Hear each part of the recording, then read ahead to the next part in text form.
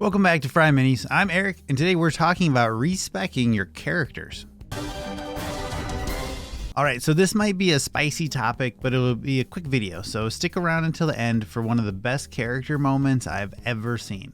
Should you allow your players to respec their character in the middle of a game? What does that even mean? Respec is a video game term, short for respecializing. That could mean almost anything though. Huge things such as moving around stats, changing your entire class or the subclass, even changing your race, all the way down to switching up your spell selections or your feats.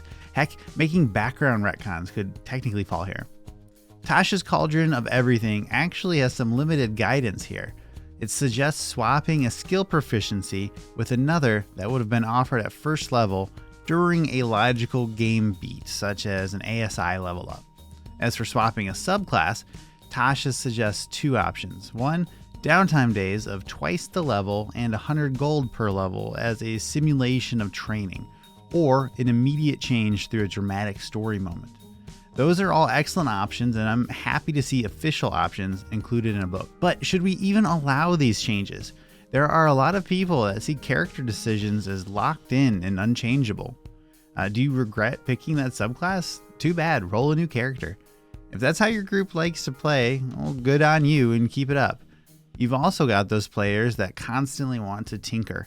They're asking for changes every other session to try out a new build or a new style.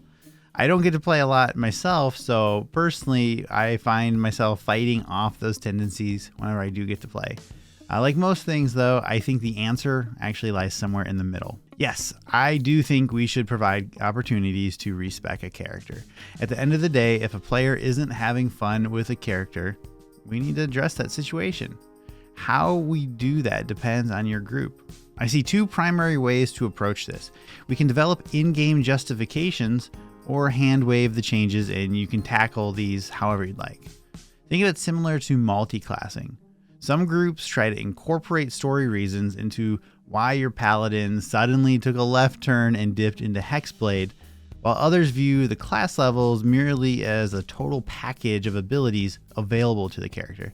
There's no right or wrong here though, it's all subjective. Personally, I'm wide open to total changes for the character the first few levels while a player gets a feel for the character. This is similar to how Adventurers League does it. It'll be up to the player if we want to say that character has just retroactively always been the Goblin Druid instead of the Lizard Folk Rogue they played in the first session, or if they'd like to work with me on a story reason for the change. Now, if I had a player that would purposefully game that system, like playing something strong like a Moon Druid for those first few levels, then switching to a Wizard or something that can be a little weaker at the lower levels, we'd have a conversation about that. But those aren't my kind of players. At higher levels though, I'd be a little more restrictive. I like the idea of a mid-campaign freebie rebuild. So around 50% of your planned maximum level, consider letting the players just make some tweaks. You'll almost certainly have people that wish they had gone high elf instead of wood elf or something similar, but didn't want to seem needy by asking. So those people have a chance to make that change. Beyond that, I would probably insist on building some sort of story reason or quest for any changes. A quick example I'd like to share. One of my current players is a level 8 Furbolg Path of the Beast Barbarian. He's very proud of his giant heritage. That's what he's built around. He's a really great character built by a really great player and DM.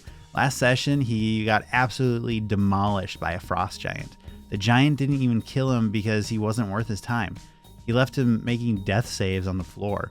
The rest of the group finished the combat and eventually saved him, but the player played the character like he was absolutely gutted by the experience. He was wielding an ancient giant sword and he abandoned it because he didn't feel worthy. He declared that he was going to multi-class next level to try to atone for his failures. After the game, he asked if he could swap his recent ASI from Strength to Charisma to meet the requirements to multi-class into Redemption Paladin for the rest of the game. If your player ever gives you that absolutely incredible gold to work with, make it happen, let it go. Of course, I allowed that flip-flop. That kind of sacrifice and development is about as good as it gets in this game, and that was just amazing. So thank you to my patrons, the Spud Club, for directly supporting the channel. I appreciate all of you. If you haven't already, Please like and subscribe, then leave a comment about your favorite story about Respeccing in D&D. As always, thanks for watching. I'll see you next time.